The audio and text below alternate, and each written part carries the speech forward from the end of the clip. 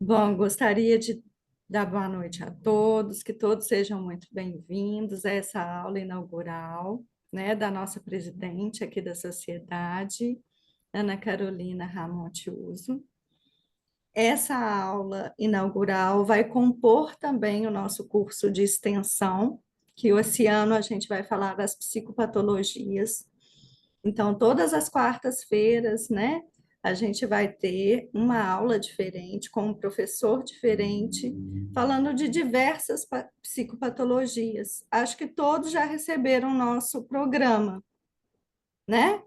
Se alguém não recebeu, é só sinalizar que a gente manda tudo direitinho, para que vocês tenham acesso ao programa do ano todo desse curso de extensão, que vão ser as quartas-feiras, né, de 7h30 às 21h, de 19h30 às 21h, ok? Eu sou a Tânia, sou diretora científica. Sandra me passou o bastão, né, no final do ano. Agradeço a presença de Sandra aqui também, Gisele, né, Lu, que estão conosco aí na nossa sociedade, né? E agradeço a presença de todos vocês. E vou passar a palavra para a Carol. Muito obrigada, Tânia. É com muita satisfação que recebemos vocês hoje aqui. Eu queria falar um pouquinho da nossa sociedade e dos nossos eventos. Talvez algumas pessoas que estão aqui não estão ainda familiarizadas com a nossa sociedade. É uma oportunidade de vocês conhecerem a nossa dinâmica, né? Então, a nossa Sociedade Brasileira de Psicanálise de Minas Gerais, ela tem mais de 30 anos, é uma sociedade filiada à IPA. O que é a IPA? É uma instituição que o próprio Freud criou para poder desenvolver e manter os princípios da psicanálise. Hoje a IPA tem sociedades pelo mundo inteiro e a sede é em Londres. E nós seguimos as diretrizes baseadas na formação que a IPA oferece para os analistas e somos uma das sociedades filiadas, então. Nós temos vários eventos ao longo do ano, dentro das nossas diretorias, científica, comunidade cultura, né? E eu queria falar para vocês dos próximos eventos. Então, hoje é a nossa aula inaugural do nosso curso querido de extensão, que temos já há alguns anos, né? Como a Tânia já comentou. No dia 15 de março, nós temos um evento internacional com o Paolo Carinani, que vai falar para a gente dos problemas técnicos na psicanálise com crianças na idade da latência. É um evento internacional com tradução simultânea. O Paolo é uma pessoa muito conhecida, ele tem um trabalho também assim muito reconhecido, que é a falsa calma da latência, e a gente vai ter o prazer de tê-lo aqui na nossa sociedade via plataforma Zoom. No dia 22 de março, nós vamos ter uma edição do Cinema e Psicanálise aqui presencialmente, né, na nossa sede, que vamos ter o autor de um livro, né, e que vai falar da última sessão de Freud. No mesmo dia, nós vamos ter o início do nosso curso de Teoria e Clínica para psicoterapeutas. Esse é um curso que nós estamos dando início, é um curso presencial que vai acontecer todos os sábados. Nós estamos em processo seletivo, né? Se alguém ainda não se inscreveu e gostaria de ter essa oportunidade, pode entrar em contato também. Bom, então, feito essas considerações para vocês estarem mais a par dos nossos próximos eventos, vamos conversar um pouquinho hoje do que a gente propôs, que é o sofrimento nas patologias, acho que pode compartilhar, nas patologias contemporâneas, né?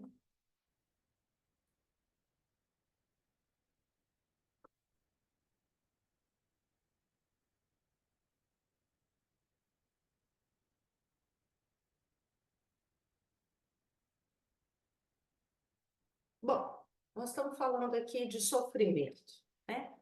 Mas para que sofrer? Porque é tão necessário nós falarmos de sofrimento.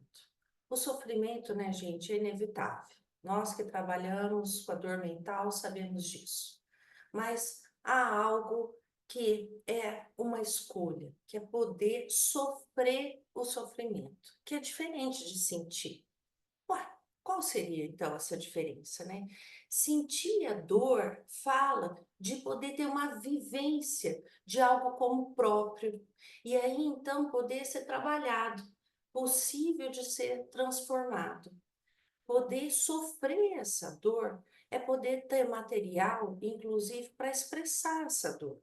Uma vez que a gente pode suportar essa dor, não só sentir e se esquivar dela, mas suportar essa dor, é possível que isso seja expresso e nós, analistas e psicoterapeutas, possamos ouvir essa expressão e trabalhar com ela.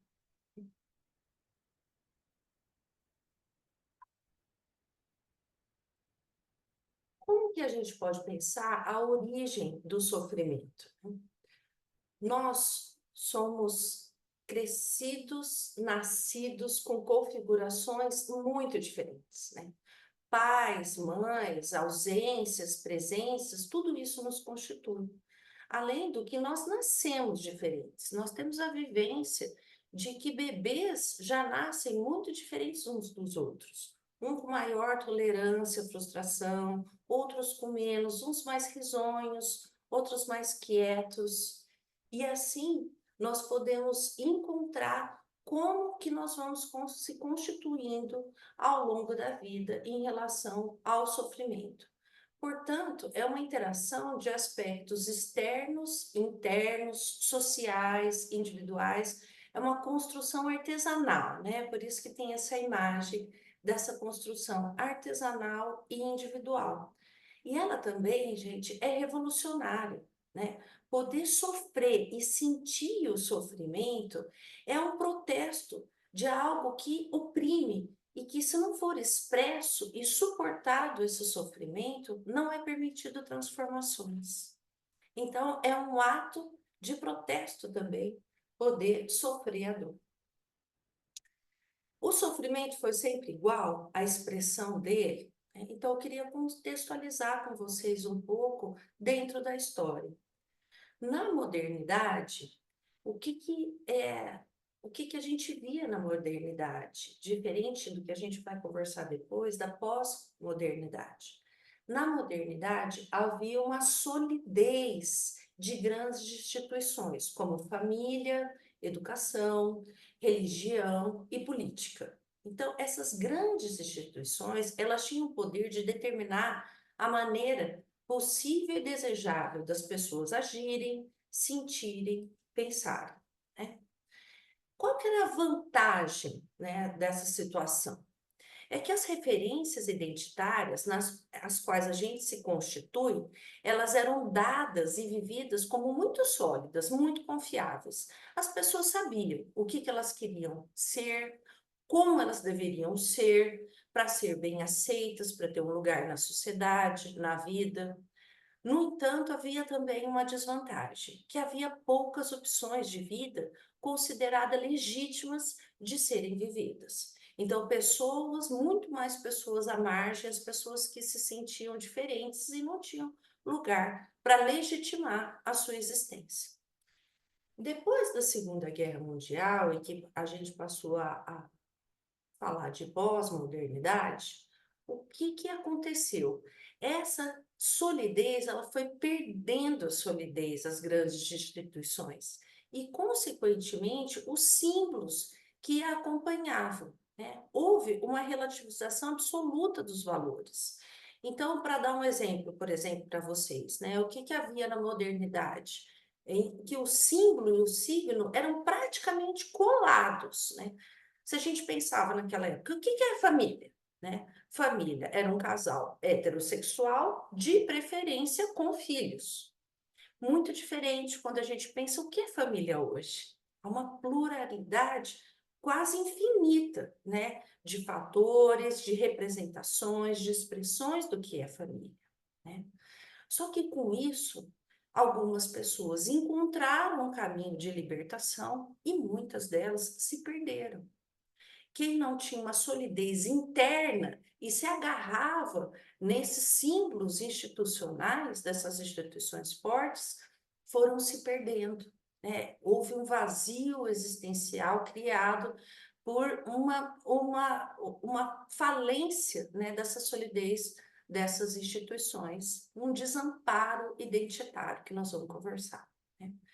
Então, frente à relativização absoluta dos valores e esse desamparo identitário, por um lado, também, né, vocês vejam que é importante a gente, o tempo todo hoje, nós vamos falar de vários aspectos, de várias dimensões, de vários olhares, né, nós vamos buscar ampliar. Então, por um lado, é uma liberdade, né, porque você tem uma infinidade de expressões, mas você tem que se reinventar a partir de si mesmo, diferente do que antes era dado. Isso é certo, isso é errado, isso deve ser feito, isso não deve ser feito. Houve uma relativização absoluta desses fatores. E constituir-se hoje, né, gente, nunca foi tão exaustivo, angustiante e solitário. Cada um precisa encontrar a si mesmo a sua própria identidade. Diante, então, desse desamparo identitário, né, alguns encontros foram sendo tecidos numa busca de encontrar parceria numa solidão muito grande. Eu criei assim, um modelo para mim que é como se antigamente, então a gente está pensando na modernidade, como uma autoestrada, 6 pistas, pista reta, tudo sinalizado, né? Tudo com placa, olho de gato, tudo muito sinalizado, você sabia para onde ir, aquilo era vivido como sólido. Agora, né, com essa relativização, vamos dizer que nós estamos numa floresta, onde há algumas trilhas, outras nem trilhas temos, mas podemos trilhá-las. Mas é um caminho, como eu disse, exaustivo, muitas vezes solitário. Para lidar com essa situação, então, o que também começou a acontecer? Uma das saídas foi o compartilhamento de padrões emocionais que expressavam parte da identidade. Então, padrões de ansiedade, padrões de comportamento, padrões emocionais começaram a ser compartilhados entre as pessoas, inclusive nas redes sociais. E cada vez mais isso se torna mais frequente. Isso tem uma função muito importante, que é trazer um alívio para esse desamparo identitário. Porém, ele é sempre temporário, né? Por isso que ele é tão frequente, inclusive, e por isso que as pessoas têm buscado tanto uma ajuda emocional. Por quê? Porque uma vez que ele vem de fora, esse apoio identitário, ele não cria uma solidez interna, né? O desafio, diante de tantas informações que a gente tem hoje sobre psicopatologias, padrões emocionais, comportamentais, é não tomar como uma prótese identitária, que leva a um engessamento em categorias psicopatológicas e o esfacelamento do sujeito inserido no diagnóstico, entende? Se a gente perde o que é único em cada ser humano.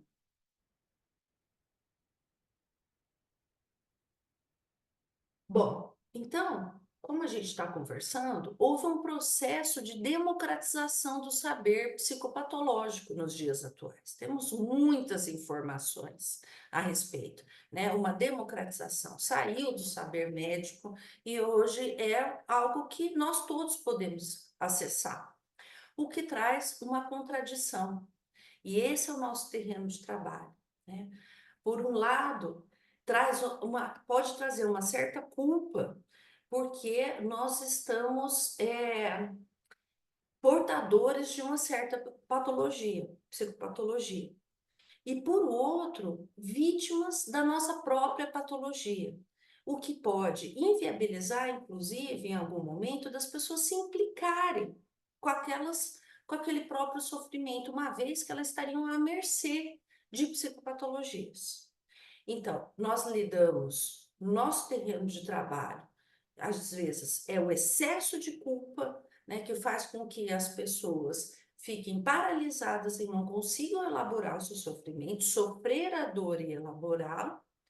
E, por um outro lado, uma culpa tamanha que ela se evade dessa dor, né? E fica à mercê daquela psicopatologia como se ela não pudesse ser transformada. Bom, como sofremos, né? Nós estamos falando da intensidade da dor e queria falar um pouquinho da qualidade dela, como nós sofremos. Essa imagem, para quem é do campo da psicologia, é uma imagem muito rica, que a gente gosta bastante, porque ela fala um pouco das perspectivas nas quais a gente pode enxergar uma realidade. E nós vivemos a realidade conforme nós a percebemos. Isso vale para o paciente e vale para a gente, né? O que a gente pode perceber para tratar, por exemplo. Então, vocês veem que nessas duas imagens, conforme a gente olha, a gente vê perspectivas diferentes.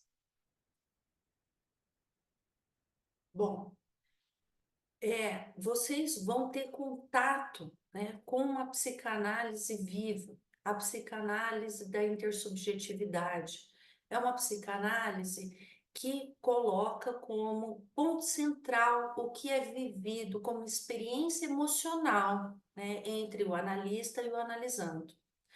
Essa frase da Marion Minervo, né, eu acho que ela retrata muito bem esse modo de entender tanto o sofrimento como a necessidade de se implicar nele para poder transformá-lo junto com o nosso paciente. Então, traz um analista implicado, não apenas como intérprete, mas também como outro sujeito.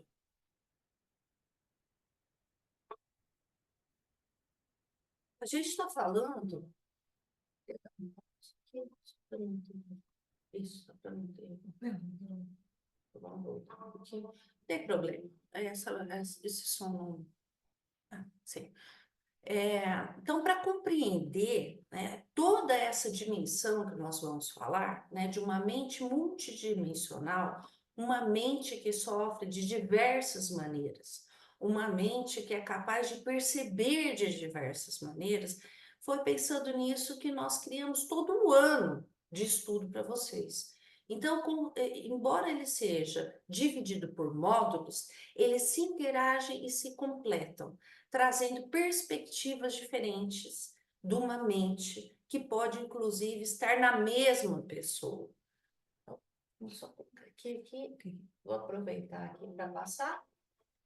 Esses são os módulos, a programação que a Tânia, né, estava comentando. Então, nós vamos ter o autismo, o estudo das psicoses,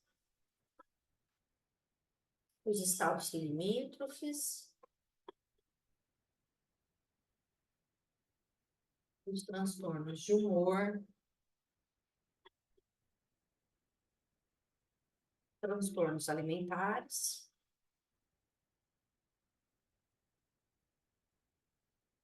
obsessivo compulsivo, transtornos de ansiedade, sobre TDAH,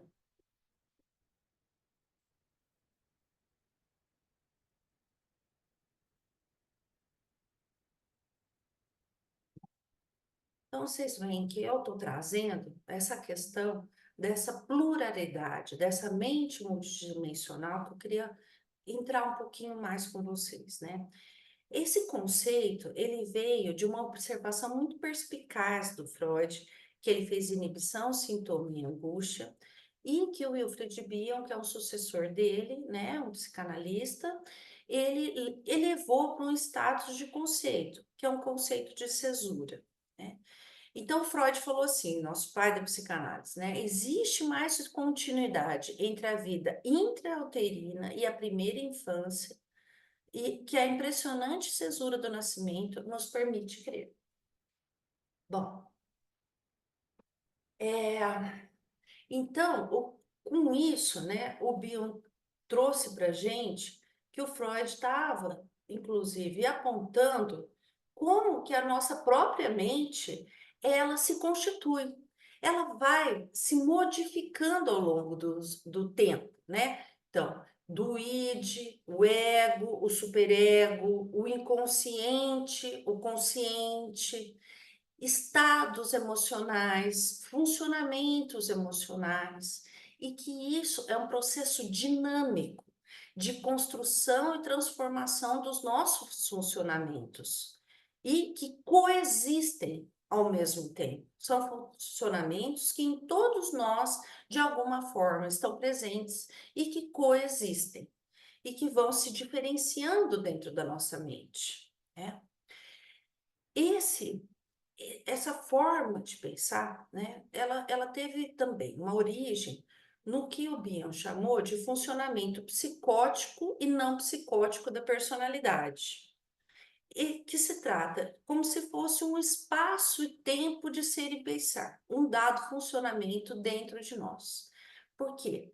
Nós entendemos que nós somos muitas facetas. Então, eu queria trazer assim um exemplo para vocês, né?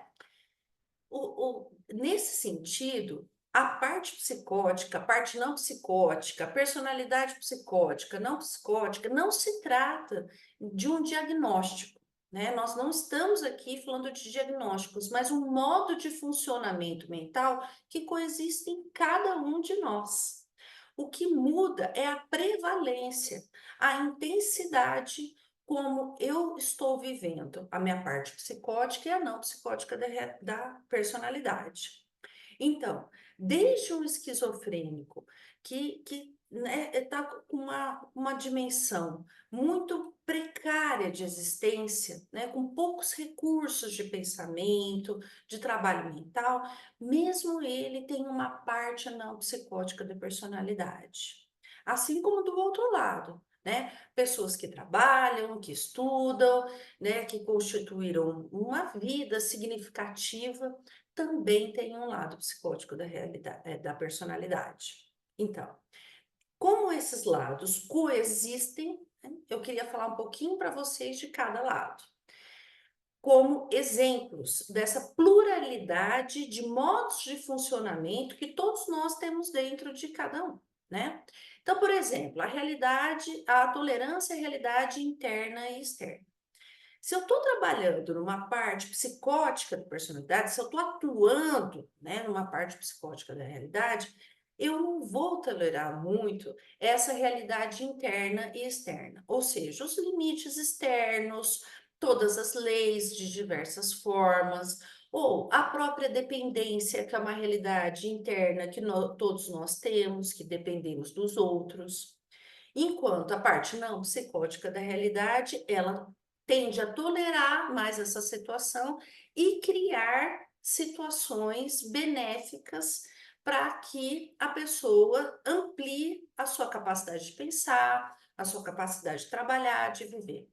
As defesas contra a dor mental, na parte psicótica da personalidade, elas são defesas muito mais rígidas, inflexíveis, diferente da parte não psicótica da personalidade, né? Então, a cisão, a negação, elas são exemplos de arrogância, a prepotência, são exemplos de defesas da parte psicótica da realidade de como lidar com a dor mental.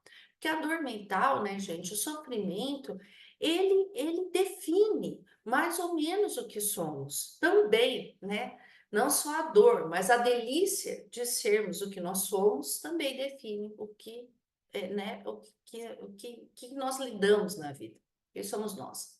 A relação com amor e ódio, né? A parte não psicótica da personalidade é aquela que pode integrar essas duas questões. Então, uma mesma pessoa, às vezes eu, né, tô muito frustrada com ela, outra hora estou muito contente com ela, mas eu tenho uma dimensão que aquilo se trata da mesma pessoa e posso tolerar isso e o amor prevalecer contra o ódio. Mas na parte psicótica, não, né? Aí tem um ódio intenso ou uma paixão intensa. Então, eu imagino que conforme eu vou falando, também vai surgindo, né, exemplos aí de vocês que da própria vivência ou da vivência com os seus pacientes, vocês puderam observar como que uma parte ou outra estava mais atuante dentro da mesma personalidade, né? E a capacidade de simbolização também. Se na parte psicótica da personalidade, às vezes, é possível haver uma distorção grande, né? É, em que eu não consigo simbolizar aquilo que eu gostaria aos vazios mentais, uma ideia de não existência, de um vazio é, muito próximo à sensação de morte, de aniquilamento, enquanto a parte não psicótica da personalidade é aquela capaz de dizer sobre os sentimentos, sobre os pensamentos. Além disso, né, isso foi só um exemplo que vocês vão poder adentrar muito mais no curso. Porque também, por exemplo, a gente tem os funcionamentos autísticos. Dentro de nós, e isso é muito estudado dentro da psicanálise, né, pessoas com um funcionamento predominantemente neurótico, mas que tem áreas de um funcionamento autístico. Então, a questão é a predominância disso. E a predominância e o trânsito ou não que a gente pode ter entre essas diversas dimensões. Bom, poder falar para vocês, muito além do diagnóstico, muito além das categorias psicopatológicas, tem também uma dimensão na relevância ética, né? Porque nós somos vários sujeitos dentro do mesmo sujeito, né? Isso fala para a gente de um respeito enorme às diferenças, não só entre as pessoas, mas as diferenças entre estados mentais que todos nós temos, muito além de diagnósticos. E diz desse trânsito pelas várias dimensões, por esses vários funcionamentos. O trânsito, ele diz de uma ampliação da capacidade de pensar, porque isso amplia as nossas experiências emocionais e mentais, quando a gente pode entrar em contato com aquilo, mesmo, né, que sofrendo, mas o quanto que a gente aprende o contato com essas várias dimensões mentais. Volto a dizer, não só o paciente, mas nós próprios, porque somos analistas implicados naquele sofrimento.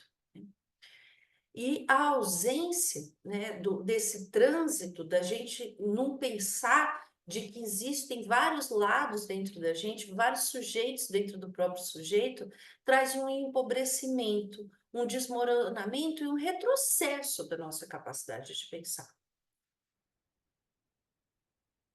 Então, nós estamos falando de poder viver um paradoxo, né, gente? E que o paradoxo, ele é o outro lado da clivagem.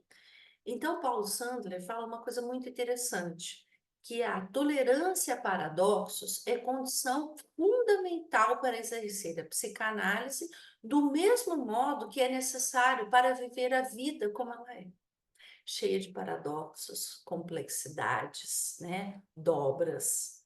Ela é uma vida que precisa ser plurificada.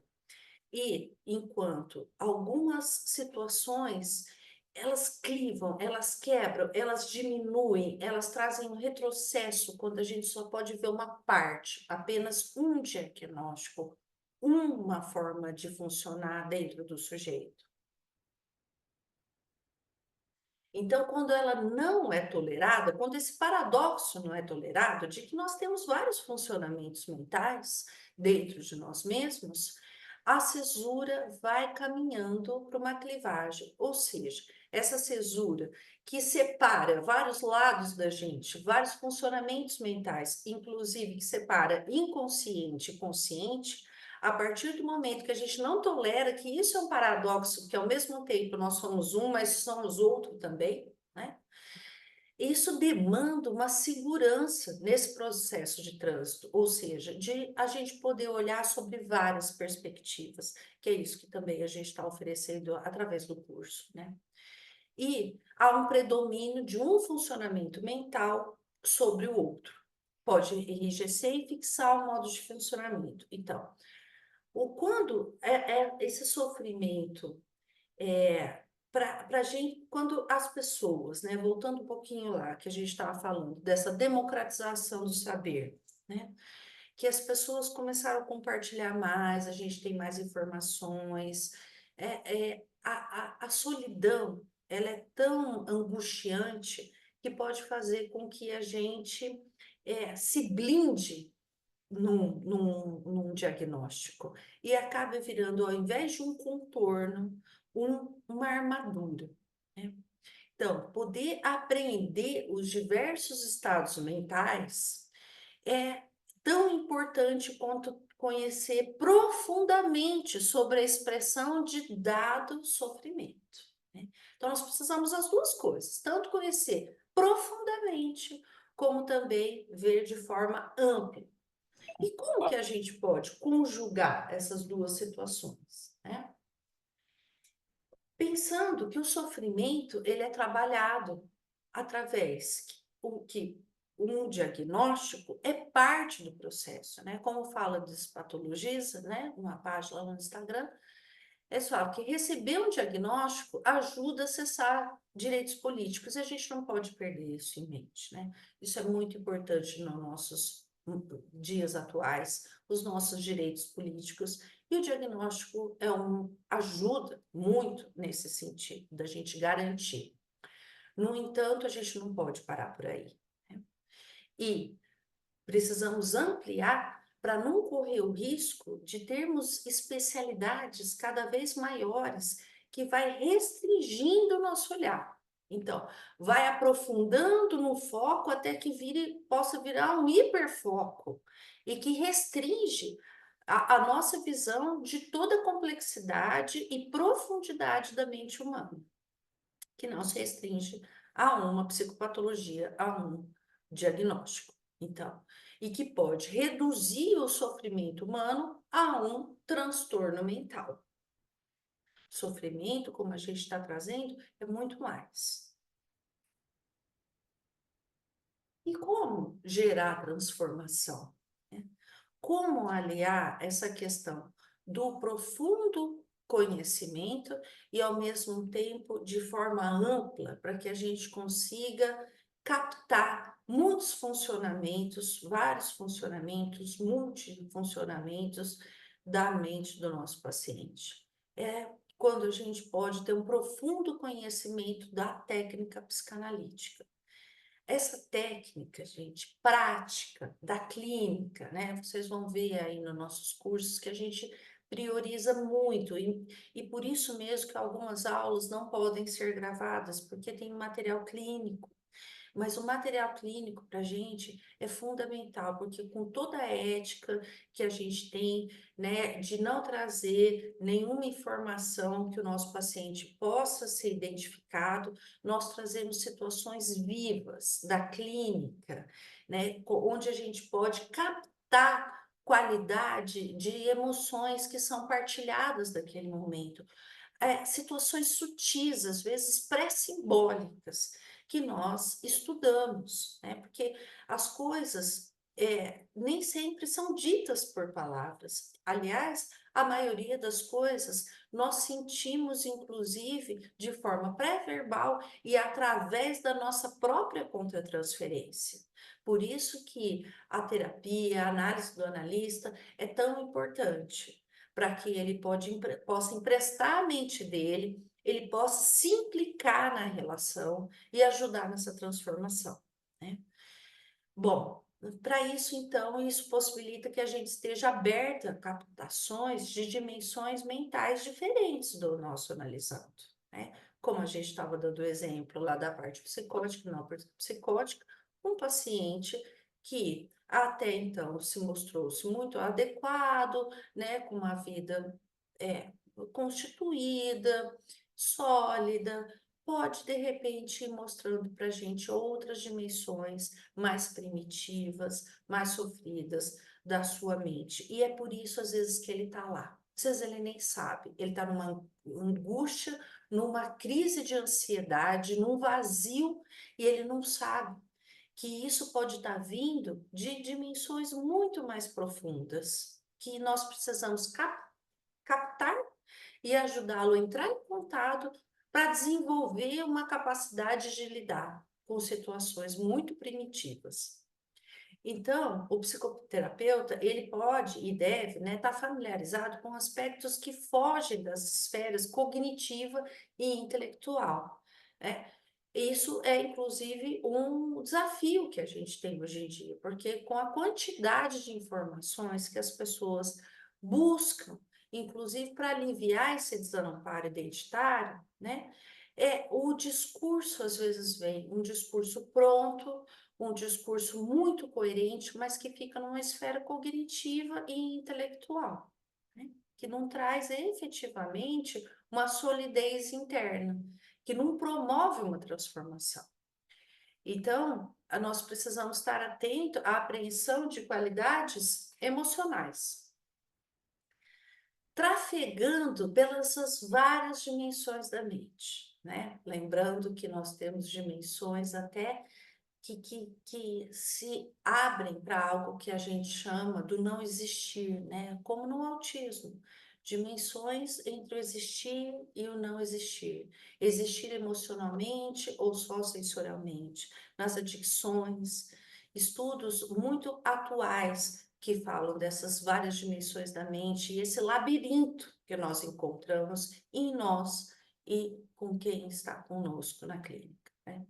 E oferecer para esse nosso paciente um continente para tantas turbulências, que não são só internas, como a gente está dizendo, né?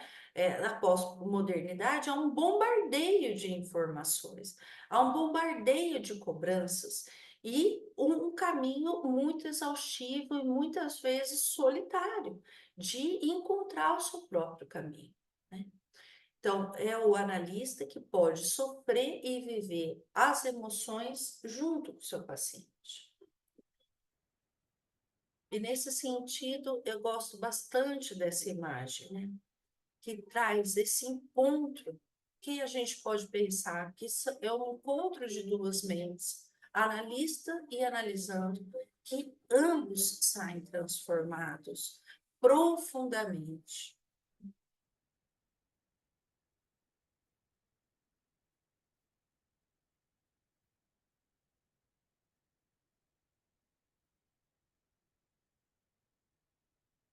E quais, então, né, para assim, a gente criar esse contorno, né, do que é necessário numa clínica contemporânea, para esse sofrimento que nos vem hoje, né, que a gente está falando desses estudos atuais, dessa psicanálise intersubjetiva, que leva em conta essas experiências emocionais, a implicação do analista. É um analista disposto a trabalhar com áreas pré-simbólicas, que ainda não existem em palavras, né? Que sequer nasceram ainda enquanto palavras, mas estão ali, né? Um analista ancorado com a técnica psicanalítica contemporânea da intersubjetividade. Um analista disposto a ser um sujeito significativo, um sujeito que proporciona experiências emocionais que, uma vez que possam ser simbolizadas, são integradas e dão essa sustentação interna, que é muito diferente dessa armadura que contorna, mas não sustenta, pelo contrário, ela enrijece e sufoca, né? É preciso, então, a gente fazer nascer áreas ainda nem nascidas nos nossos pacientes, poder captar sutilezas. E isso é um processo profundo, importante da nossa aquisição, muito mais do que conhecimento de vivências quando a gente escuta outras pessoas que vivem a clínica, né? Que não estão nos dizendo teoricamente, de uma forma intelectual, não, são pessoas que vivem, sofrem junto com seus pacientes no dia a dia. Bom, então, sustentar o sofrimento, né? Poder sofrer o sofrimento é a oportunidade de se reconectar. Algo que nós vemos muitas vezes, com frequência nas nossas clínicas, como que tem havido uma desconexão dentro das próprias pessoas que não estão se encontrando e que nos procuram para a gente encontrá-las junto com elas, serem encontradas, né? Então, para criar sustento para uma vida e mente que é complexa, é profunda. Ouvir, então, as suas próprias vozes, com o entendimento, com a separação necessária. Requer uma capacidade negativa, intuição e criatividade. O que é isso, né, gente? A capacidade negativa é aquela capacidade que a gente está falando de poder estar atento, né, ao que vem e que a gente pode captar dessas várias dimensões no nosso paciente, sem ter um preconceito prévio, esperando algo previamente. Quando a gente se sente sustentado pela teoria psicanalítica, pela técnica, identificado com isso, né? Na prática, nós temos uma capacidade de aguardar o que virá do nosso paciente e o que a gente vai precisar ajudá-lo a desenvolver. Então, mesmo que ele tenha um modo de funcionamento prevalente, que já é bastante conhecido na dupla analítica, é importante abrir esse espaço para que da nossa mente para a gente poder captar ângulos, perspectivas, funcionamentos às vezes nunca antes vistos. E isso promove que a gente possa usar a nossa criatividade, a história que nós temos, a individualidade que nós temos, as identificações que a gente tem com autores, com outros analistas e podendo usar daí a nossa intuição. Porque quando a gente está mais seguro na teoria e técnica, nós podemos estar mais livres para usar a nossa intuição e isso poder encontrar uma técnica sólida, né? Usando, então, junto o amor, a verdade, a técnica, a ciência. Enquanto os preconceitos, as racionalizações podem levar o psicoterapeuta, o analista, para outras concretudes, que é o nosso desafio também hoje em dia, né? O quanto que os focos, as especialidades, as psicopatologias podem virar entidades maiores do que o próprio sujeito que sofre dentro delas. E eu queria oferecer para vocês uma arte que para as várias partes, né, de mim, de vocês, né? Eu acho que a arte também sempre ajuda a gente a ampliar a nossa capacidade de pensar e sentir. Clica aqui em cima que eu não estou falando.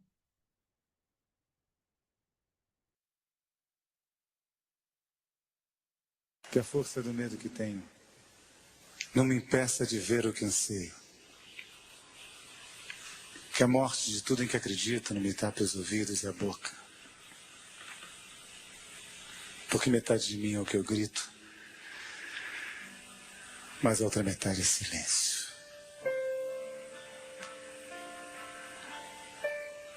Que a música que eu sou longe seja linda, ainda que tristeza. Que a mulher que eu amo seja para sempre amada, mesmo que distante.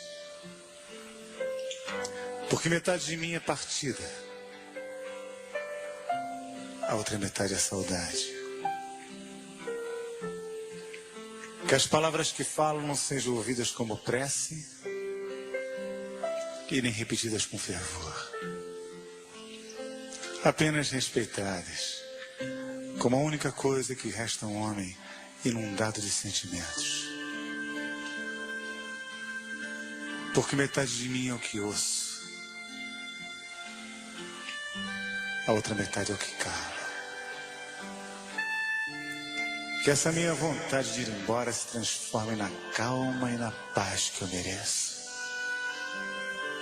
E que essa tensão que me corrói por dentro seja um dia recompensada. Porque metade de mim é o que penso, a outra metade é um vulcão. Que o medo da solidão se afaste. Que o convívio comigo mesmo se torne ao menos suportável. Que o espelho reflita em meu rosto um doce sorriso que eu me lembro ter dado na infância. Porque metade de mim é a lembrança do que fui. A outra metade eu não sei. Que não seja preciso mais do que uma simples alegria para me fazer aquietar o espírito. E que o teu silêncio me fale cada vez mais. Porque metade de mim é abrigo, mas a outra metade é cansaço. Que a arte nos aponte uma resposta, mesmo que ela não saiba. E que ninguém a tente complicar, porque é preciso simplicidade para fazê-la florescer. Porque metade de mim é plateia, a outra metade é canção. E que a minha loucura seja perdoada. Porque metade de mim é amor. E a outra metade também.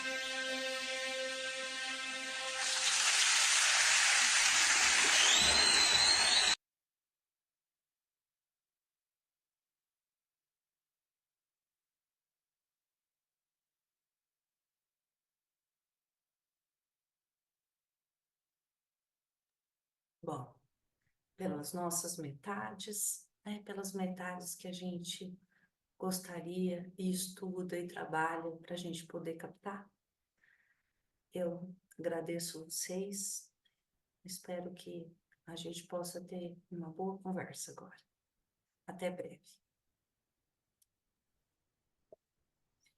Gostaria de agradecer imensamente a Carol, né, por essa aula ótima, maravilhosa, né, em que pôde deixar muito claro para a gente que nós vamos falar das psicopatologias, mas que a singularidade de cada um vai ser o mais importante num processo de análise, num tratamento psicoterapêutico, né? Essa singularidade é essencial, né, para que o tratamento possa florescer e dar frutos, né?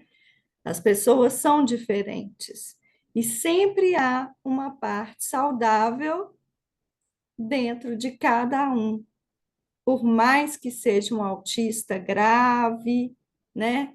Temos ali alguma partezinha saudável. Da mesma forma, os neuróticos, né? Também tem uma partezinha psicótica, uma partezinha ali autista que precisa ser trabalhada, né? Então, agradeço demais e gostaria de abrir agora a nossa conversa para que vocês possam fazer perguntas, né? Ou mesmo algum comentário, tudo será muito bem-vindo.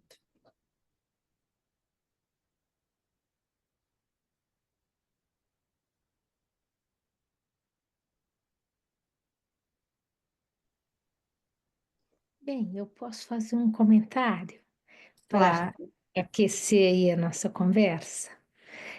Carol, gostei muito da sua aula, muito clara, né? A sua forma de colocar, e eu acho que você foi muito feliz com essa fala do Oswaldo Montenegro, né? Porque ali a gente sente a dor pulsando, né? Ele podendo transformar a dor em poesia e implicado dentro de tudo que você trouxe, né?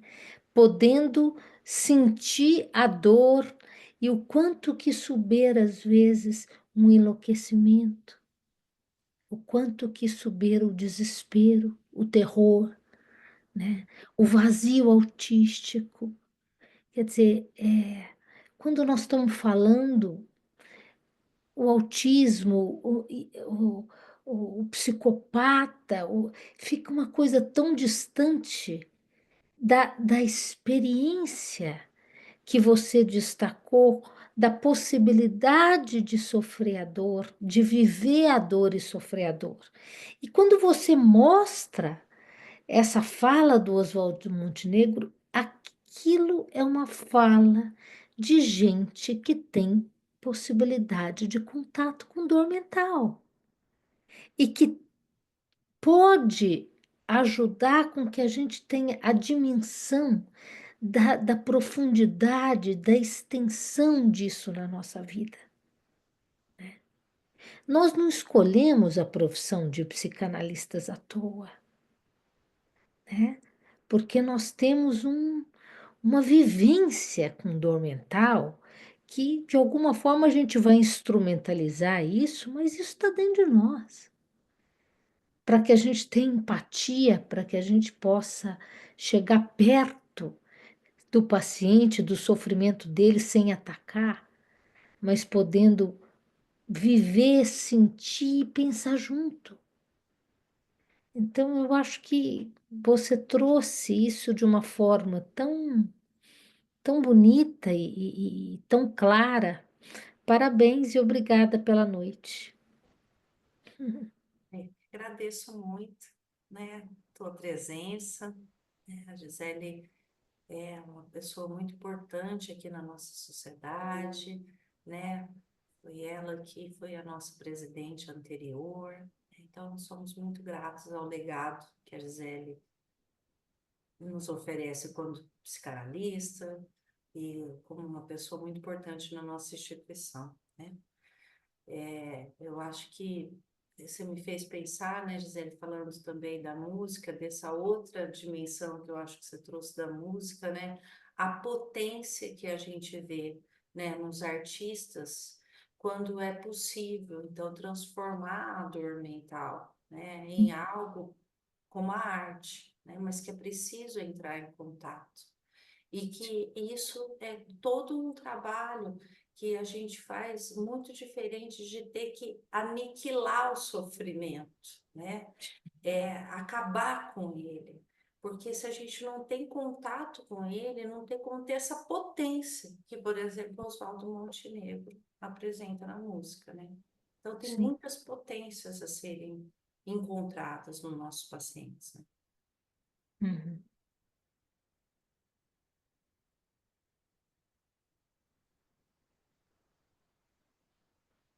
E só mais um aspecto, né, que você estava chamando a atenção, nessa multidimensionalidade da mente, né? Isso que você acabou de falar, quer dizer, a gente aprendeu com Melanie Klein a potência que é você viver uma fragmentação, né? Na posição esquizoparanoide, por exemplo, essa fragmentação, essa angústia, porque ela também move o sujeito em busca de uma transformação, né? Então, quer dizer, é bem isso, né? Não é eliminar a dor, é transformar a dor. Isso é que amplia, isso é que abre o campo, né? Uhum. Uhum. Sim.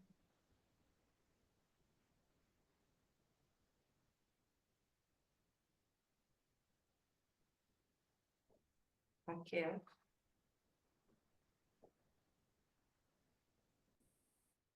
passei só. Aí, fechou de novo. Tem que você fechou. Foi? Foi.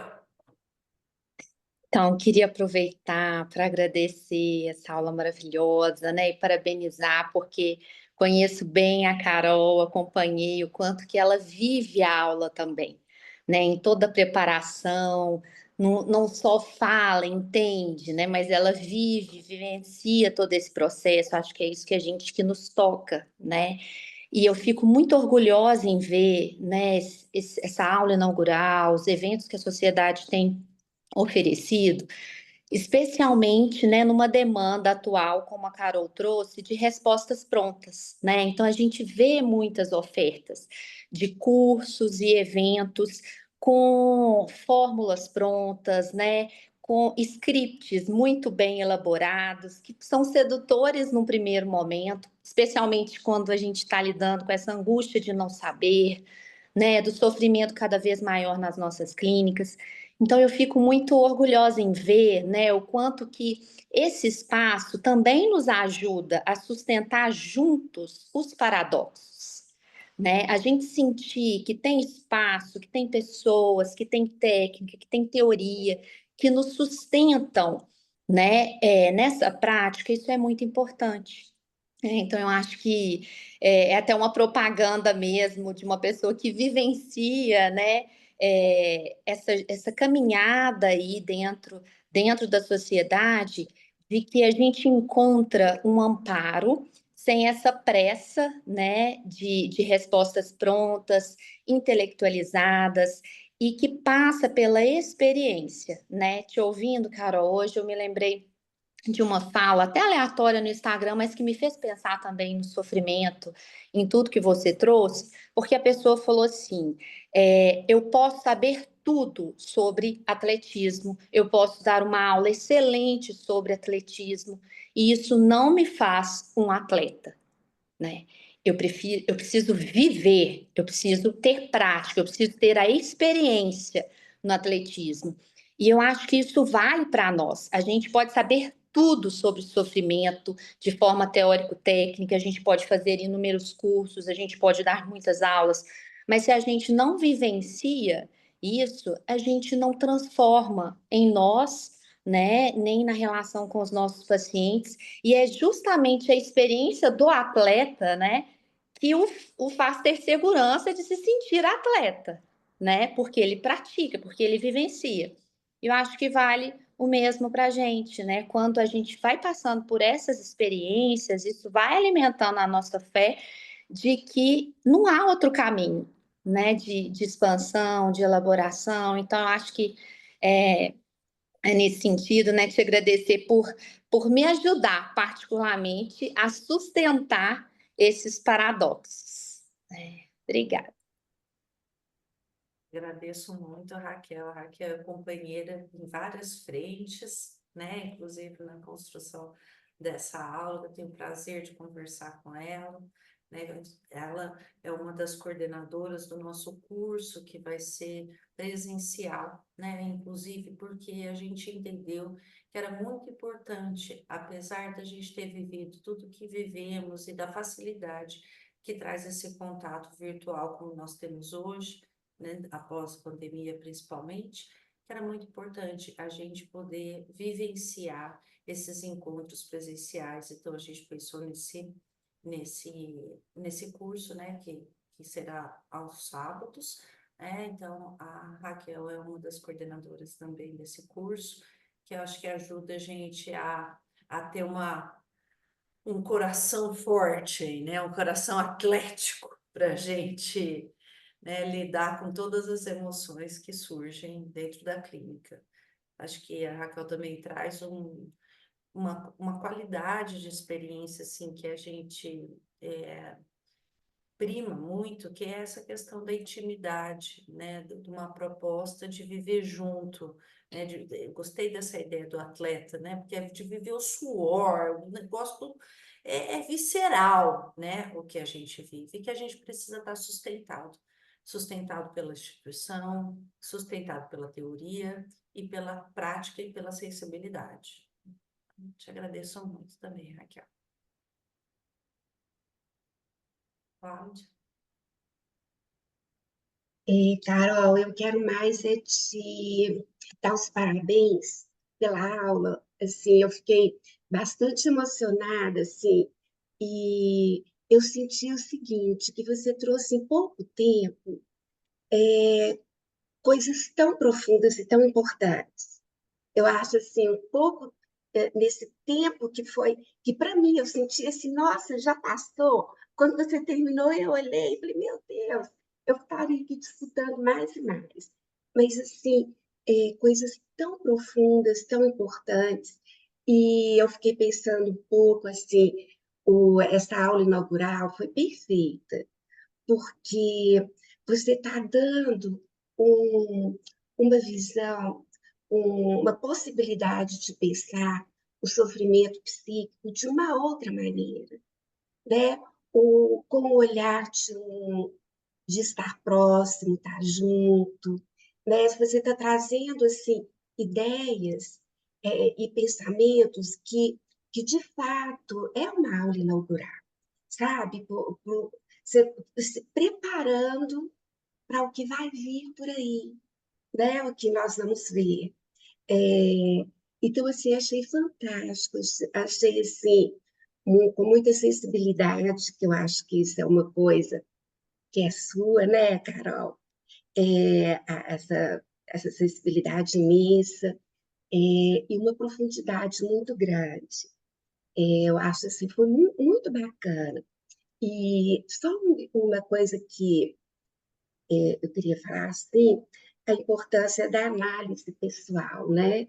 Porque para o analista poder, né, ter toda essa vivência, ele também precisa passar por essa análise pessoal, né? Assim, por esses momentos de desintegração, integração, é, de acolhimento, de tolerância, que a teoria está ali, né?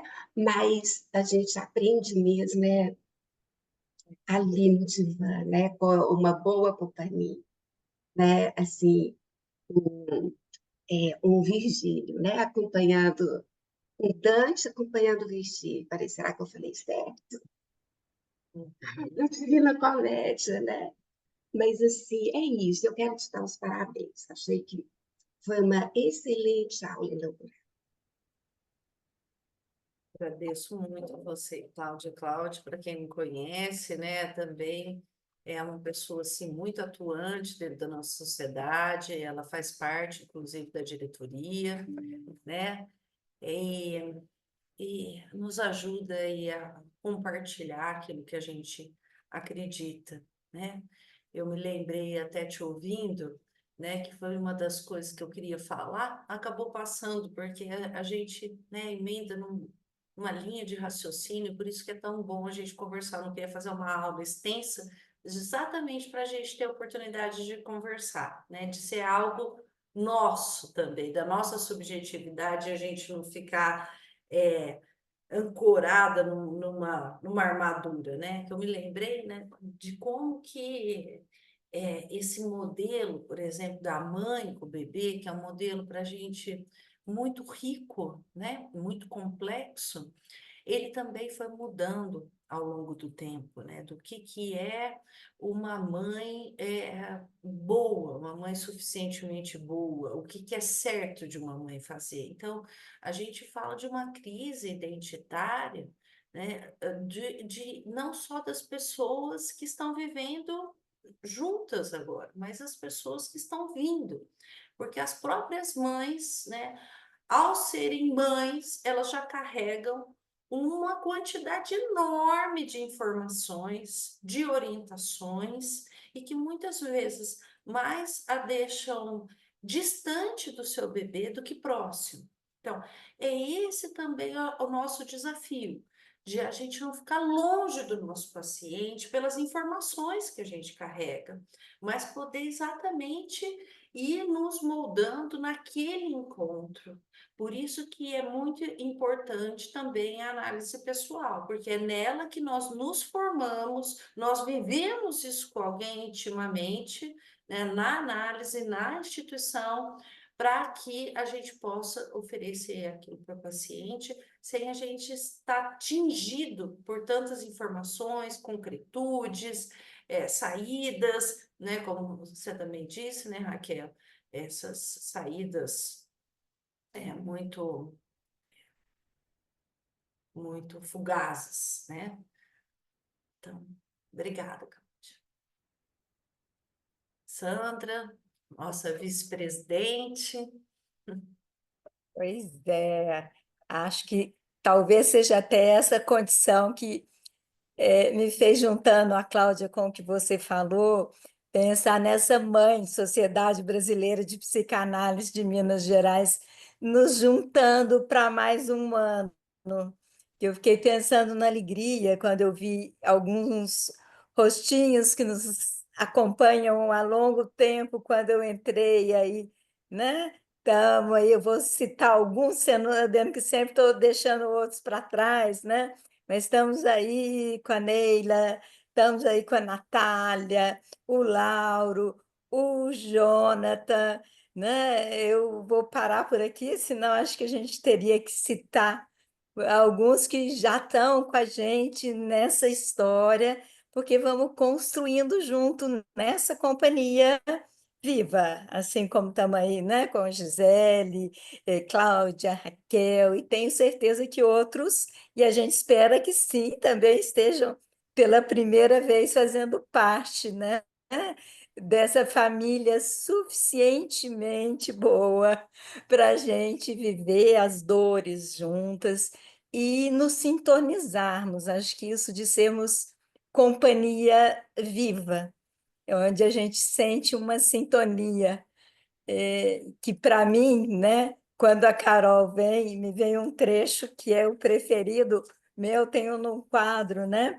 que as palavras que falo não sejam ouvidas como prece nem repetidas com fervor, mas apenas respeitadas como a única coisa que resta a um humano inundado de emoções. Então, acho que espero que é isso que a gente leve para tudo que a gente for viver aqui, né? Nada repetido, nada como prece, mas tudo com muita sintonia e muita fé nessa companhia viva, que eu acho que é isso que a sociedade tem vivido e que a pessoa da Carol trouxe hoje, essa companhia viva, nos respeitando, nos apoiando, estando juntos nesse prazer de estar aqui hoje falando de dor, né? E acho que essa, no fundo, é a escolha de também todos nós, né? É isso que a gente vive no dia a dia dos nossos consultórios. Muita dor, mas com muito prazer respeitoso de saber que nós saímos transformados desses encontros, como esse de hoje, né? E assim, cada encontro vivo da gente. Então, acho que prazer de estar aqui, de companheiro de todos nós, de cada um que tem histórias ou estamos começando história. Obrigada, Carol, que hoje pôs isso em palavras pessoais e da poesia do Oswald de Montenegro, né? Obrigada. Muito obrigada a você, Sandra, né? Acho que a Sandra brinda a gente assim com, né, com uma lembrança muito generosa, né? Que é a da companhia viva. Esse termo, para quem não conhece, né, vem da Anne Alvares, é um livro dela, né? E que fala de estados emocionais muito primitivos, não nascidos, não existentes, né, que fala de algo realmente pré-simbólico, algo que é muito importante para a gente que trabalha com essa vida primitiva, né, que não trabalha só com a linguagem, que trabalha com algo muito mais profundo e complexo. Então, muito obrigada, Sandra, pela companhia viva também. Falando na companhia viva e na parte mais primitiva, o nosso primeiro intercâmbio, que a gente sabe que a última quarta do mês, e a Carol já falou de muitas coisas, nós vamos estar com a Gisele falando exatamente da mente primitiva, né? Então, acho que a gente já falou muito do curso de extensão e de outros, mas nós temos o intercâmbio, onde a gente vai ter a Gisele no nosso primeiro intercâmbio. Pois temos aí a data e tudo mais, falando justamente desses estados primitivos da mente, com um livro próprio. Já estamos aí prometendo mais da nossa sociedade aí nesse sentido, né? Daiane, Daiane, Oi, boa noite. Me ouve? sim. Linda aula, Carol, obrigada. Eu fiquei pensando nisso que você trouxe dessa relativização, né, da pós-modernidade, se esse, digamos, desalento sem as instituições, sem as grandes instituições, assim, trilhando o caminho, isso não vai, talvez, até de encontro a um certo anseio que eu vejo pelo diagnóstico, sabe? Às vezes, né, o paciente, ele chega muito agarradinho com esse diagnóstico, assim, eu acho que ele até sente um alento mesmo daquela dor que ele não sabe nomear, digamos assim. E aí na clínica a gente tem que quase que desconstruir primeiro para depois construir junto com ele justamente esse sofrimento que você trouxe aí do humano.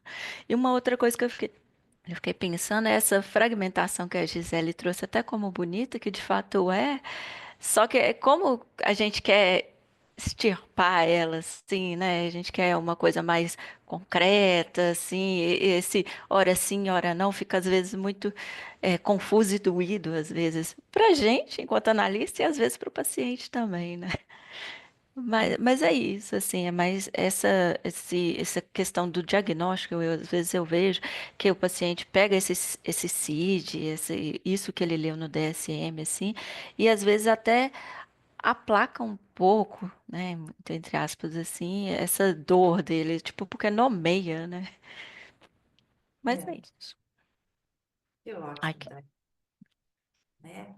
Acho que a gente tem várias pontas um pouco assim que eu estou podendo também apresentar para vocês. Então a Daiane vem numa outra ponta. A Daiane está chegando, faz parte da nossa 7ª turma, né, da formação psicanalítica, né? Então que começou a jornada aqui com a gente agora. Então é muito muito bom ter você conosco, Daiane. Obrigada. Temos duas perguntas aqui também, Carol, se você quiser que eu leia no chat. Uhum. Uma delas é da Neila. Como pensar o sofrimento numa sociedade do vazio e da felicidade a qualquer custo, em que se escuta constantemente que a dor é inevitável e o sofrimento é opcional? Essa é da Neila. Temos a do João. Vivenciar o sofrimento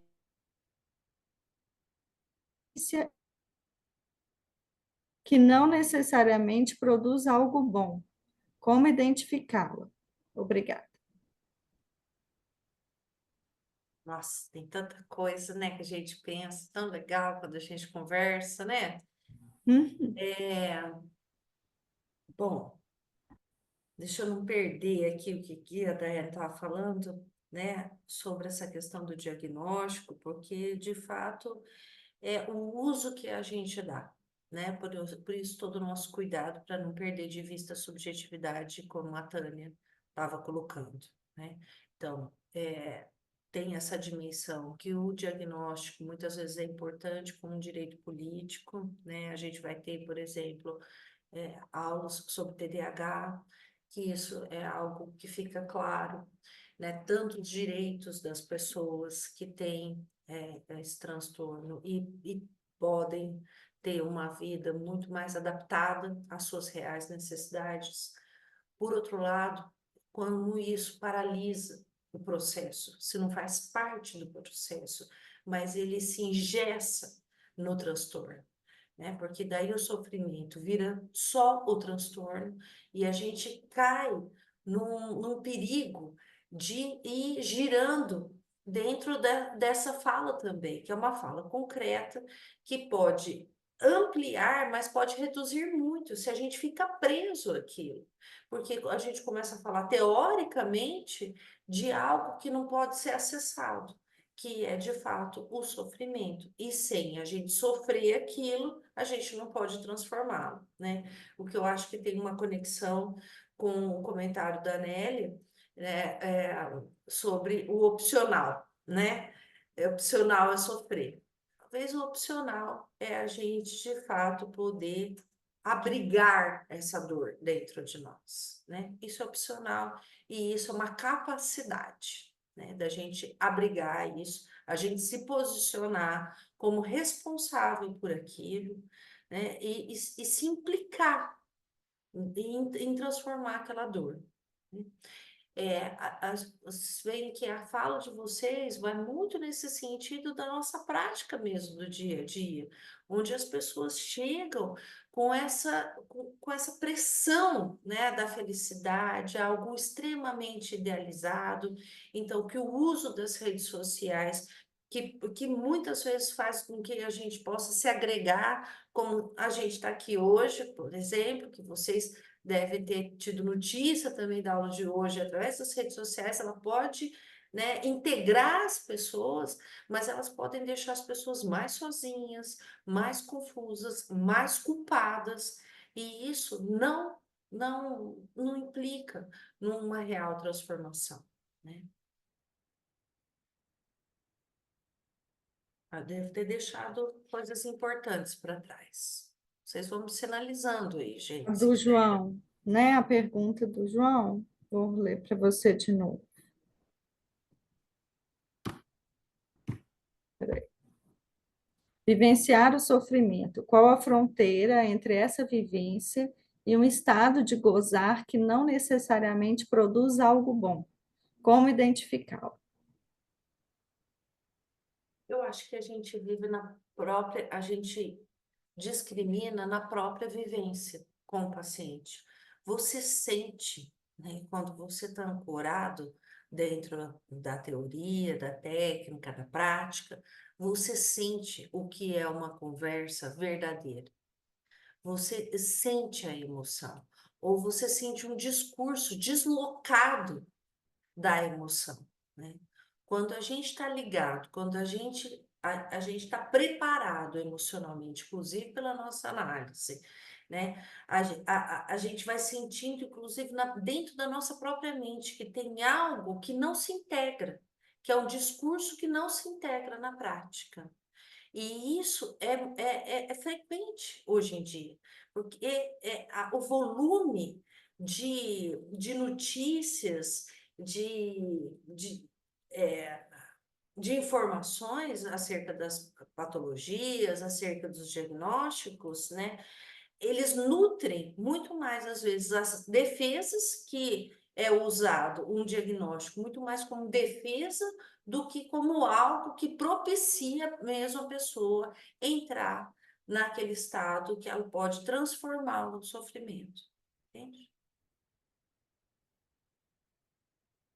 Me faz pensar também, né, Carol, assim, essa pergunta do João, porque ele usa, né, a gente entende esse do gozar, né, como mais aquela parte lacaniana, né, do gozo, de ficar naquele sofrimento dentro de um gozo. E talvez a gente da escola inglesa também perceba isso de uma forma um pouquinho diferente, né? De que se a pessoa está permanecendo ali naquela compulsão à repetição, né? É porque algo precisa ser feito, né?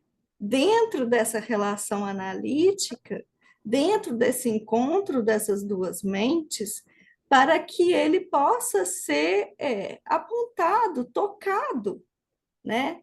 E analisado essa compulsão à repetição, né? Esse estancamento, talvez, da relação, né? O que está acontecendo ali para que ele permaneça nesse lugar, né? Então, tem todo um trabalho analítico a ser realizado, né? Porque a pessoa não está ali só porque ela quer. Tem alguma coisa que está acontecendo que ela está aprisionada, né? E que a gente precisa tratar disso. Uhum. Muito bem colocado. Gente, temos mais 5 minutinhos para quem quiser comentar, perguntar mais alguma coisa. Deixa eu ver se tem mais alguma coisa aqui. A Raquel comentou aqui, né, que fez também na pergunta do João, em como que é importante. Para mais recente, peraí. Como é importante termos recursos teórico-técnicos para discriminar o sofrimento masoquista, ou compulsão à repetição, para também mostrar isso ao paciente e como ele buscar expansões, transformações e novas identificações, né?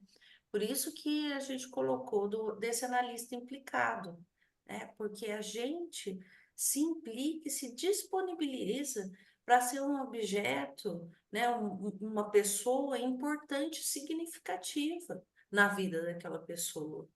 Embora hoje a gente tenha muito mais facilidade de se conectar com as pessoas, elas tendem a estar tão mais desconectadas, não só uma das outras, né? De uma forma menos significativa na vida delas, como elas ficam desconectadas delas mesmas, né?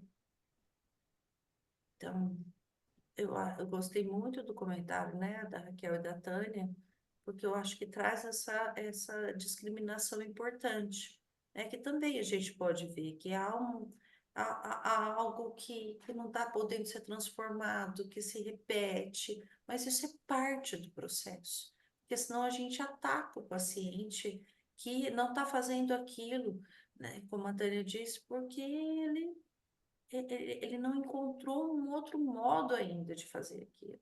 E nós vamos estar ao lado dele para que ele possa encontrar. E entender que alívio, mesmo que temporário, ele está tendo e se mantendo naquela situação. Uma coisa também que eu fiquei com vontade de comentar, Carol, da questão que a Leila trouxe, Neila, né? Que é muito interessante essa nossa conversa mesmo, porque essa ideia de que o sofrimento é opcional também, fazendo esse paralelo com a sociedade e com essa ideia da felicidade, né, do viver sem limites, né, propaganda da TIM, sem fronteiras, sem limites, como se a gente pudesse ter um poder tão grande de evitar dor, né? Quer dizer, vive a dor, mas você não precisa sofrer, né? Você precisa saber como é que você vai ser feliz. Quer dizer, como se a gente tivesse uma magia, um poder extraordinário. E, e nós somos humanos, né? Nós somos sós e dependentes, a gente precisa do outro, a gente se sente excluído e a gente sofre, e isso dói. E mente é isso, né? Quer dizer, e esse movimento não tem como não sentir, não tem como você não sofrer sem você pagar um preço muito alto por isso, né? A gente paga uma conta enorme por se evadir, como a Carol mostrou, se evadir do sofrimento e da dor, né? E viver a dor e expulsar a dor. Você pode fazer isso, mas a conta chega, né? A conta chega. Ô, Então é. Gisele, Uhum. a Gisele falando agora, eu adoro a analogia de pensar, quando você falou a conta chega, porque na verdade, para a gente não sentir, Carol falou muito dessa história, que eu acho muito importante, de sem ter condições de sentir o sofrimento, né? Quando a Uhum. Gisele falou da conta, eu comparo muito com com o nosso saldo bancário, porque para a gente não sentir a nossa dor, né, não sentir esse sofrimento, a gente blinda, como a Carol falou, mas a gente usa muito energia, a gente usa quase que o saldo todo do banco fica negativo. Então, realmente, você não vive, você de fato fica segurando, né, com sua energia psíquica para não sentir a dor. Muito bom isso. Uhum. E E o, e pensando no o juro alto, né, Luciana? Juro de cartão muito de alto. crédito aí, né? Isso mesmo. E no final da música, né, quando ele fala, minha metade é amor. Ele ficou em silêncio. Eu falei, o que será que ele vai falar da outra metade, né? Ele falou, amor. E aí eu lembrei da fala da Melanie Klein, quando ela diz, né, que a gente só conecta com o amor quando a gente de fato consegue ir nas profundezas, né, do ódio, do sofrer, da dor, porque senão a gente não vai conseguir encontrar esse amor. Então não temos escapatória. Nós precisamos sentir nossa dor. Né? Muito bom, viu, Carol? Parabéns. Muito bom ter você aqui também, Lu. Lu, da nossa diretoria, diretora de divulgação, super atuante, importantíssimo para a nossa sociedade. Muito obrigada, Lu. Tua fala também, né, muito importante. Gostei muito dessa analogia que você fez, né, porque de fato eu acho que, né, e conforme a gente vai sustentando isso em diagnósticos, em tentativas de estar sempre bem, de estar sempre feliz, de mascarar, né? O quanto que isso é doloroso, e o quanto que a gente fica satisfeito da pessoa ter coragem de procurar um psicoterapeuta, um analista, né? Porque é um ato de coragem hoje em dia, né? De coragem de ter alguma esperança de reconectar algo da essência, né? Da verdade. Poder ter ruga, né? Poder ter taxa de gordura, poder ter tristeza, poder ter lágrimas, né? A gente está Isso. virando quase um cadáver, né? Tem uma antropóloga, eu esqueci o nome dela, que ela dá a analogia como se o mundo tivesse, a gente está virando nossa imagem como cadáver. Não pode sorrir, não pode ter tristeza, não pode sofrer, não, então fica completamente artificial, né? A gente vai ficando com a casa vazia dentro, né? Não Olha, fica agora deixa eu inteiro. só fazer Com a uma casa propaganda. vazia, com a boca, com o beiço grande, com os cílios na sobrancelha. Agora, deixa eu só fazer uma propaganda da nossa sociedade. Este ano passado foi Sandrinha, né, que fez um programa maravilhoso. E este ano continuamos. E Tânia, ela pegou, né, Tânia e toda a equipe, né, vocês vão ver que as patologias, né, quando a gente começa a debruçar na patologia, a compreender a patologia, né, não é simplesmente tomar um remédio, né, crianças que estão sendo diagnosticadas com algo completamente, né, inábil. Então, fizeram uma sequência, gente, que quem tem a flexibilidade dos módulos, né? Se você quer ouvir um módulo disso, não quero autismo, eu quero sobre alimentação. Então, é uma oportunidade, e a gente falar de um produto, a gente falar de algo consistente, como é a nossa psicanálise da sociedade, é muito bom, é muito tranquilo. Então, debrucem e olhem, vejam o que de fato vocês querem, ou se não querem o semestre todo, porque está muito, muito consistente. E muitos profissionais, todos que estão vindo, muito fortes, tem muita experiência, então acho que vale a pena. E nós estamos, né, Lu, buscando uma experiência também para vocês de trazer as psicopatologias também sobre várias visões, não só a psicanalítica, né? Vocês vão ver que vão ter aulas com psiquiatras, né, com psicopedagogo. Então, vão ter pessoas também para integrar essa transdisciplinaridade para que a gente possa também entender melhor, né? Os conceitos, entender melhor essas psicopatologias. Então, a gente teve esse cuidado também, né? Então, eu acho que vai ser, assim, imperdível, né, esse semestre, esse ano inteiro, de todas as nossas atividades, os intercâmbios também, como a Sandra comentou, eles também estão integrados, né, nessa proposta. A gente tem a Gisele, a gente vai ter o doutor Salim também, falando justamente isso que a Carol, né, comentou. Ele vai aprofundar, né? Ele vai falar das barreiras autistas em pacientes neuróticos. Então, cada um vai dando a sua contribuição. Roberto Santoro, ler mais para o final do ano. Então, a gente está com um programa muito completo para vocês. A gente espera que vocês aproveitem muito esse ano. Estaremos juntos, né? Todas as quartas-feiras, seja aí com curso de extensão, seja com intercâmbio, para a gente trabalhar junto em alguns momentos, comunidade e cultura, né? Também entrará aí. E o próximo módulo 1 será autismo. Então, na primeira aula, eu estarei dando essa aula, né? Que nós vamos falar dos sinais de risco que o bebê já apresenta e como que a gente pode, né, perceber esses sinais de risco. E vamos falar um pouquinho do tratamento que é realizado, porque de acordo com, né, assim, quanto mais precoce a gente percebe esses sinais de risco e faz um acompanhamento multidisciplinar, maior a chance desse bebê sair do espectro, né, pela plasticidade neural. Então, a gente vai estar falando disso na primeira aula, depois o doutor Salim, na segunda aula, vai falar dos aspectos teóricos, né, do autismo, E a gente vai ter a Mariana também, que ela mora em Londres, trabalha na Tavistock, e tem um amplo conhecimento sobre o autismo e vai falar da técnica, né, do trabalho com autismo também. Então, tá tudo assim, muito legal. Quem não fez a sua inscrição, ainda dá tempo de fazer, pode procurar a Diana, né?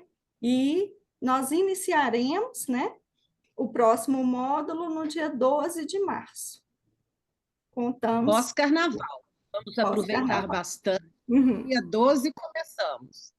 exatamente, né? Eu agradeço muito a Carol, né, por essa aula maravilhosa. Agradeço a presença de todos, né? Você quer falar alguma coisa, Carol?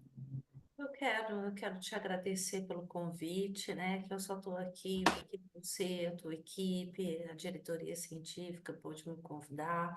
Foi uma oportunidade excelente também de eu me debruçar sobre isso, oportunidade de estar com vocês. Então, agradeço muito, agradeço pelo programa que realmente ficou assim maravilhoso, por toda a dedicação que vocês têm para proporcionar isso para a gente toda quarta-feira. Muito obrigada. Muito obrigada, Carol. E um abraço para todos. Aprendi a lançar coraçãozinho, eu vi o pessoal lançando, fui atrás aí, coraçõezinhos no ar. Procurei aqui, mas não achei ainda não. Novidade. Então, a gente agradece a presença de todos e continuamos no dia 12. Acho que Michele queria falar alguma coisa, Tânia? Queria, Será Michele? que tem? Não? Uhum. Então tá. Não, eu estava batendo palma só. Ah, é porque Imagina, estava Obrigada, aprendendo aí, Carol. era muito tal. bonito no chat, viu? Eu Ah, gostei muito da sua lembrança. obrigada, Carol. Muito Tem obrigada. Foi Pela lindo. presença. muitas pessoas elogiando aqui no chat, Carol. Depois você dá uma lida. Foi Muito lindo. obrigada a todos pela presença. Obrigada a todos também. Boa